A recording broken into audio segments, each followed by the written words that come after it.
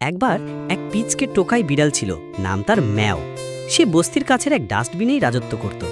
একদিন খুঁজতে খুঁজতে সে পেল একটা চমৎকার চকচকে কিছু, দেখতে মাছের মতো কিন্তু টিকটিক শব্দ করে।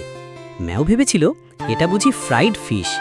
খেতে যাবে তখনই মাছটা বলে উঠল, আমি রোবট মাছ, কামড় দিলে তোমার দাঁত ভাইব্রেট করবে। ম্যাও লাফ দিয়ে পিছনে, তারপর ধীরে ধীরে বন্ধুত্ব হলো ওদের। রোবট মাছটার নাম ছিল ফিঞ্চু। সে বলল, আমি পানির রোবট, হারিয়ে গেছি, তুমি কি আমাকে নদীতে পৌঁছে দেবে? ম্যাও ভাবল এটা তো মজা হবে। তারা দুজন লাফাতে লাফাতে নদীর দিকে রওনা দিল। পথে এক কুকুর দেখে ম্যাও দৌড়, আর ফিঞ্চু বলল, আরে ভাই, আমি কুকুর ভয় পাই না, আমার টেইলে ইলেকট্রিক শক আছে। শেষে তারা নদীতে পৌঁছে ফিঞ্চুকে বিদায় জানালো ম্যাও। ফিঞ্চু বলল, তুমি একদিন বিড়াল না, হিরো।